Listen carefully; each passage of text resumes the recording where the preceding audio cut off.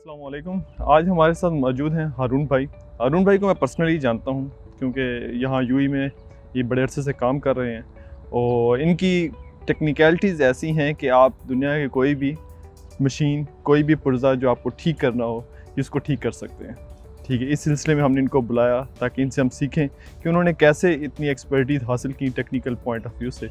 तो अस्सलाम वालेकुम हारून भाई। वालेकुम अस्सलाम। हारून भाई, कुछ अपने बारे में कुछ बताएं। आपकी एजुकेशन कैसे स्टार्ट की लाइफ इस फील्ड में अंदर?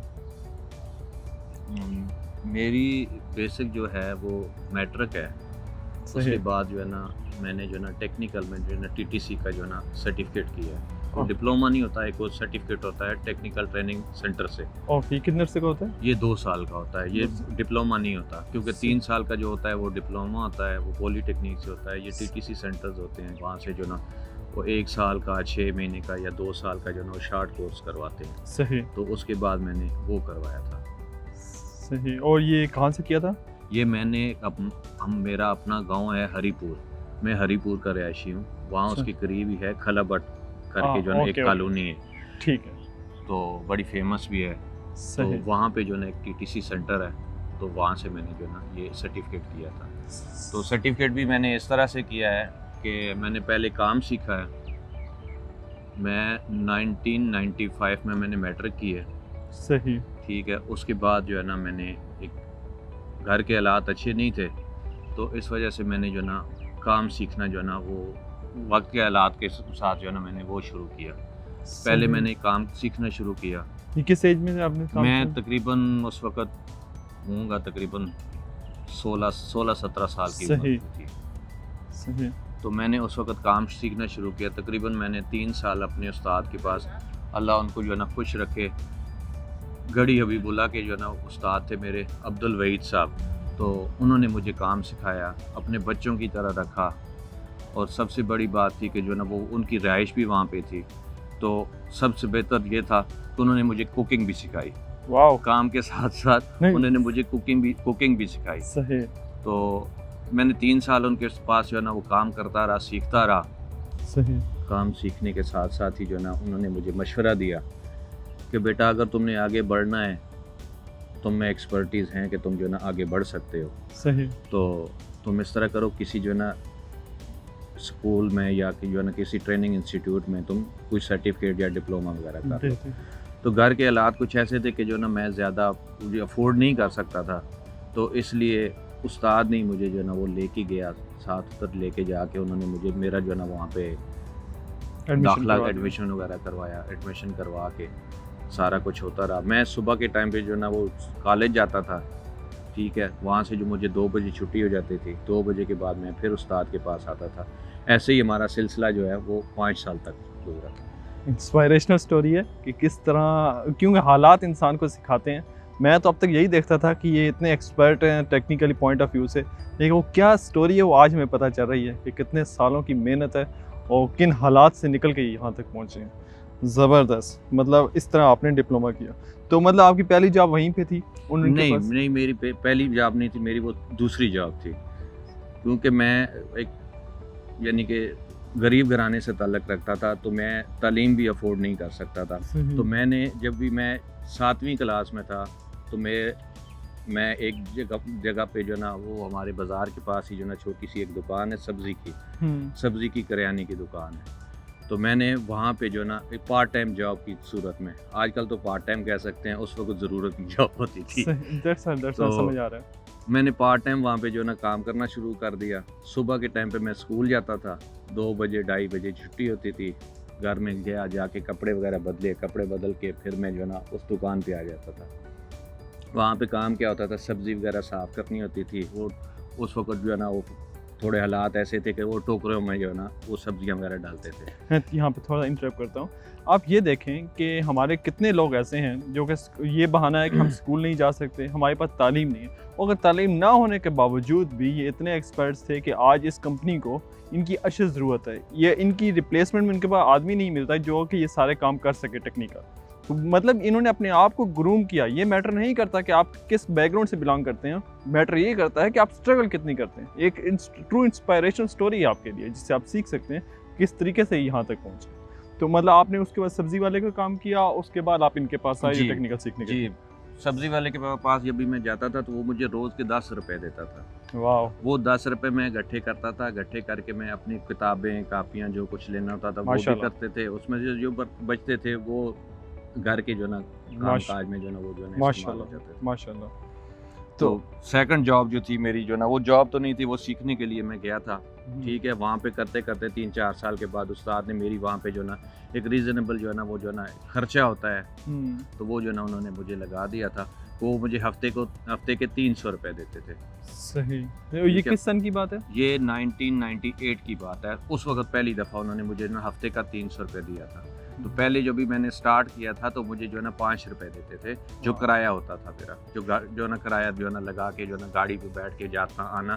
لیکن میں وہ 5 روپے جو ہے نا وہ میں لگاتا نہیں تھا, میں پیدل جاتا تھا اور پیدل آتا تھا. بیسیکلی وہ 5 روپے نہیں تھے, وہ اصل میں آپ قیمت ادا کر رہے تھے وہ ٹیکنیکلٹیز, وہ چیزیں سیکھنے کی جو آج آپ کو فائدہ دے رہی ہیں. بس تو یہ بڑی اچھی اسٹوری ہے. اور مطلب آپ کے وہاں پہ سے کب کوئٹ کیا, یو ای میں کب آئے, اور کس سن میں آپ کی یہاں پہ جاب ہوئی؟ میں 2004 میں جو ہے نا یہاں پہ آیا ہوں. 2004 میں. 2004 اور ڈائریکٹ آپ اسی کمپنی میں آئے تھے؟ نہیں, میں اس سے پہلے جو نا دبئی میں الجداف میں جو نا ایک انکر مرین کمپنی ہے, میں وہاں پہ جو نا آیا تھا. ٹھیک ہے, وزٹ پہ آیا تھا. وزٹ پہ آ کے میرے بھائی کے ریفرنس وغیرہ تھے, وہ پہلے جو کافی عرصے سے یہاں پہ ہی ہے. ان کا کوئی دوست تھا, اس کے ریفرنس سے جو نا وہاں پہ میری پہلی جاب ہوگی. صحیح. تو وہاں پہ جو نا وہ میرین کا کام تھا, شپنگ کمپنی تھی. مطلب آپ پاکستان میں بھی شپنگ کمپنی میں تھے؟ نہیں, میں جو میرے استاد کام کرتے تھے وہ مشینری کا کام کرتے تھے, ماچس فیکٹری جو ہوتی ہے نا. اوکے, ٹھیک ہے, وہاں پہ جو نا اس کا کام, اور جو نا وہ مشینیں نئی بناتے بھی تھے, ان کی ریپیئرنگ بھی کرتے تھے, اور مارکیٹ کا بھی کام ہوتا تھا. زیادہ تر ہمارے پاس جو نا یہ مینٹیننس کا کام ہوتا تھا, ڈوزر وغیرہ کا. صحیح. وہ کام ہوتا تھا, ہیوی تھا, لیکن پھر بھی. تو ابھی جو کام کر رہی ہیں یہ کس قسم کا کام ہے, اور یہاں پہ آپ کا کیا رول ہے اس کمپنی کے اندر؟ اس کمپنی میں میرا جو ہے نا جو بھی میں فرسٹ آیا تھا تو مجھے جو ہے ایز اے مشینسٹ اپوائنٹ کیا گیا تھا. ٹھیک ہے. اس کے بعد جو ہے نا ان کو جو ہے نا ایک ضرورت تھی ایک مینٹیننس ٹیکنیشین کی, جو یہاں پہ جو نا مشینوں کی جو ہے نا مینٹیننس کو مینٹین کر سکے, یا کچھ ریپیئرنگ آتی ہے, یا کچھ ایسے کام آ جاتے ہیں جو باہر سے کروائیں تو بہت زیادہ کاسٹلی پڑتے ہیں. صحیح. تو وہ کام جو ہے نا ایسے جو ہے نا کرنے کے لیے مطلب آپ اس کمپنی کے اندر کسی قسم کی مینٹیننس ہو تو آپ کر سکتے ہیں. الحمدللہ, ماشاءاللہ. یہ مطلب کئی سالوں کی محنت کا نتیجہ ہے کہ آج یہ اس مقام پہ ہیں کہ کوئی بھی کام ہو, کیونکہ جو لوگ ڈگریز دے کے آتے ہیں ان کو صرف کتابی نالج ہے, وہ پریکٹیکلی چیزوں کو نہیں سمجھتے. میں نے ان کو وہ مشینیں بناتے دیکھا ہے جو کہ ہم باہر سے خریدیں تو ہمیں لاکھوں کروڑوں ڈالر پے کرنے پڑیں, اور یہ ہر چیز خود بنا کے دکھاتے ہیں. That's really good, that's really amazing. ٹھیک ہے, یہ ہم آپ سے اب ایک ایسا سوال پوچھنے جا رہے ہیں. یہ سوال پوچھنا بنتا ہی نہیں ہے. میں باقیوں سے یہ کوشچن کرتا رہا کہ آپ لوگ کیا ارن کر رہے ہیں, لیکن ان کے جو علم ہے, جو ان کے پاس نالج ہے ٹیکنیکل پوائنٹ آف ویو سے, تو وہ بیانڈ ہے اس چیز سے کہ وہ کتنا ارن کر رہے ہیں. ڈیفینیٹلی وہ پیڈ آف ہو رہا ہے, کیونکہ اس سلسلے میں اتنے عرصے سے یو ای کے اندر موجود ہیں اور یہاں جاب کر رہے ہیں. تو آپ سے ہم ایک اور سٹوری سننا چاہیں گے. میں نے یہ سنا تھا کہ آپ نے جاب کوئٹ کی اور بزنس میں آئے. جی. تو اس کے بارے میں آپ کیا کہتے ہیں کہ وہ آپ نے کیا سٹارٹ کیا تھا, اور کیوں دوبارہ واپس جاب میں آئے, اور کیا سیکھ کے آیا؟ میں یہاں پہ جو ہے نا کام کر رہا تھا تو میری طبیعت جو ہے نا ٹھیک نہیں رہتی تھی. مجھے بی پی کا پرابلم تھا, اور مجھے جو ہے نا پروسٹیٹ کا پرابلم تھا. کافی عرصے سے تقریباً 4-5 سال سے جو ہے نا میں میڈیسن وغیرہ یوز کر رہا تھا, تو مجھے جو ہے نا کوئی شفاقہ نہیں ہو رہا تھا. صحیح. تو میں نے جو ہے نا ایک چینج کے لیے جو ہے نا میں نے اپنی طرف سے جو ہے نا کوشش کی, تو جس میں فلاپ ہو گیا. وہاں پہ کیا تھی؟ میں یہاں سے گیا تھا ایک ذہن بنا کے کہ اپنی وہاں پہ جا کے ورکشاپ بناؤں گا. صحیح. تو وہاں پہ جا کے میں نے جب بھی ماحول دیکھا تو میں ورکشاپ کا موڈ میرا چینج ہو گیا. تو میرا بھائی جو ہے نا وہاں پہ جو ہے نا وہ وہاں پہ تھا جو ڈوزر وغیرہ جو ہے نا چلاتا ہے. تو اس کے ساتھ مل کے میں نے جو ہے نا وہ ڈوزر پرچیز کیا. تقریباً مجھے 37 لاکھ روپے میں وہ پڑا. واو. ٹھیک ہے.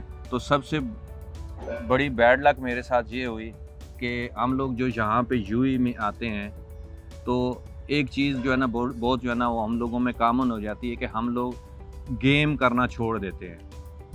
گیم یہ گیم جو نا جم وغیرہ نہیں ہے، جو مینٹلی گیم ہوتی ہے، جو نا جھوٹ بولنا یا فراڈ کرنا، ہم لوگ اس چیز سے جو نا بہت دور، کیونکہ ہماری جو نا ایکٹیویٹی ایسی ہوتی ہے، بس ٹھیک ہے صحیح، یہ جانا ہے، یہ کرنا ہے، یہ مسجد جانا ہے، یہ نماز پڑھنی ہے، یہ کام پہ جانا ہے، اور واپس آ کے اپنا گھر بات کرنی ہے اور سو جانا ہے۔ یہ حقیقت ہے، جو یو اے میں موجود ہیں ہم لوگ اسٹریٹ فارورڈ ہیں، ہمیں جو کام دیا جائے گا ہم کر دیں گے، لیکن پاکستان کے اندر آپ کو بزنس کرنے کے لیے آپ کو زبان سے بھی اسٹرانگ ہونا چاہیے، آپ کو الفاظ کو گھمانا آنا چاہیے، آپ لوگوں کو اس میں تھوڑا بہت دھوکہ بھی دیتے ہیں، ہم وہ کرنا بھول جاتے ہیں۔ وہ پاکستان میں جو لوگ جو بزنس کر رہے ہیں وہ ان چیزوں سے بخوبی واقف ہیں۔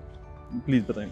میں نے مشین ایک جو نا وہ پسند کی، اس وقت جو ہے نا وہ تقریباً اس کی قیمت جو ہے نا 37 لاکھ روپے تھی، صحیح، D6D کر کے جو نا آتی ہے کیٹرپلر میں۔ صحیح، ہم لوگوں نے وہ مشین پسند کی، تو وہ مشین ہم جو ہے نا سارا کچھ کر کے ہم پسند کی، کر کے جا کے چیک کر کے آئے، واپس جب بھی ہم جو ہے نا اپنے گھر آ گئے، ان کے ساتھ جو ہے نا پیمنٹ کا پلان ہوا، انہوں نے سارے ڈاکومنٹس مجھے سینڈ کر دیے کہ بھائی یہ ڈاکومنٹس ہے، تم چیک کروا لو۔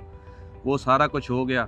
اس کے بعد کیا ہوا کہ جو ہے نا ڈیلیوری کا ٹائم آ گیا۔ جب بھی انہوں نے مجھے ڈیلیوری کی تو مجھے جو ہے نا ایک بالکل ڈاؤن ماڈل کی انہوں نے جو ہے نا وہ مشین ایک جو ہے نا وہ مجھے بھیج دی، تو جس میں کوئی چیز بھی کام کی نہیں تھی۔ تو یہ اس کمپنی کا نام بتانا چاہیں گے تاکہ دوبارہ کوئی اور شخص دھوکہ نہ کھائے؟ نہیں، یہ وہاں پہ جو ہے نا پاکستان میں کمپنی تو ایسا جو ہے نا وہ اتنا بڑا رسک نہیں لیتی، جو وہاں پہ جو ہے نا زیادہ تر پاکستان میں جو ہے نا لوکل سپلائر ہیں، اور جو ہے نا کچھ جو ہے نا وہ ڈسٹریبیوٹر ہیں جو ادھر سے سامان لیتے ہیں ادھر بیچ دیتے ہیں، بیچ میں اپنا کمیشن اٹس مین کہ خراب مشین لینے کی وجہ سے آپ کو نقصان ہوا، کیونکہ آپ کو مینٹیننس کاسٹ آ رہی ہوگی بہت زیادہ۔ اتنی زیادہ مینٹیننس کاسٹ آ گئی کہ مجھے 27 لاکھ کی میں نے مشین لی تھی، تقریباً 10 لاکھ مجھے اس کے اوپر لگانا پڑ گیا۔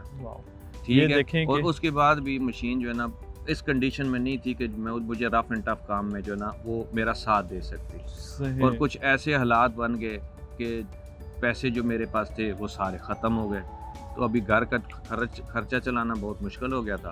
اس لیے مجھے پھر جو ہے نا بڑی مشکل سے یہ فیصلہ کرنا، کیونکہ جو ہے نا جس کنڈیشن میں گیا تھا کہ بھائی میں بیمار ہوں، اس وجہ سے واپس آنا، پھر جو ہے نا اسی کمپنی میں پھر واپس جو ہے نا اللہ کا شکر ہے ایک نام چھوڑ کے گیا تھا، تو انہوں نے جو ہے نا مجھے جو ہے نا پھر دوبارہ اپوائنٹ کر دیا، کیونکہ بہت ساری کمپنیوں میں ایسا ہوتا ہے یو اے میں کہ جس کمپنی کو آپ جو ہے نا ایک دفعہ جو ہے نا وہ چھوڑ دیتے ہو، وہ آپ کو جو ہے نا دوبارہ جوائننگ نہیں دیتی۔ وہ آپ کے لیول کا ان کو آدمی نہیں ملا، بیکاز آپ کے پاس ایک نالج ہے، آپ نے اپنا تجربہ کیا بزنس میں، لیکن وہ ایک نالج کی وجہ سے ان کمپنی کو رکھنا پڑا، کیونکہ وہ آپ کی ریپلیسمنٹ فائنڈ ہی نہیں کر پائے آپ کی غیر موجودگی میں۔ بٹ اینی وے، ہم اس کو کنکلوڈ کرتے ہیں۔ ہمارا آخری سوال یہ ہے کہ کوئی شخص جو یو اے میں آنا چاہے، ٹھیک ہے، تو آپ اس کو کیا مشورہ دیں گے کہ وہ کیا سیکھ کے آئے یا کس ٹریک کو فالو کرے تو یہاں پہ کامیاب ہو سکتا ہے؟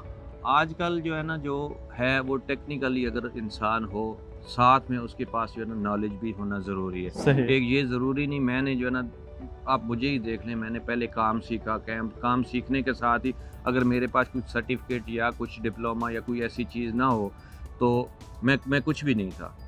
میرے پاس جو ہے نا ایک جو ہے نا وہ TTC کا سرٹیفکیٹ ہی ہے، لیکن جو ہے نا وہ کرتے آج میرے پاس جو ہے نا الحمدللہ بہت کچھ ہے۔ میں نے چھوٹے چھوٹے کورس کیے ہیں کر کے، میں نے الیکٹریکل میں بھی کیا، میں نے میکینیکل میں بھی کیا، ہائیڈرولک میں بھی کیا، سارے سرٹیفکیٹ وغیرہ سارا کچھ کرتے کیونکہ مجھے کام بھی سیکھنا تھا اور میرے پاس کچھ جو ہے نا ڈاکومنٹس بھی جو ہے نا وہ کمپلیٹ کرنے تھے، تو کرتے آج الحمدللہ میرے پاس سب کچھ ہے، اور بہت الحمدللہ ماشاءاللہ اللہ آپ کو مزید عزت دے۔ ہم اس کے ساتھ کنکلوڈ کرتے ہیں۔ ہم نے یہ سیکھا کہ کس طریقے سے کورسز کر کے، انسٹیٹیوٹ میٹر نہیں کرتا کس انسٹیٹیوٹ سے کریں، کورسز کریں اور ساتھ نالج لیں، نالج ایسا پریکٹیکل نالج جو کہ آپ کو فائدہ دے، تو آپ آسانی سے جاب حاصل کر سکتے ہیں اور ایک خوشحال زندگی گزار سکتے ہیں۔ اس کے ساتھ ہم شکریہ ادا کرتے ہیں ہارون بھائی کا، بہت شکریہ، اللہ حافظ۔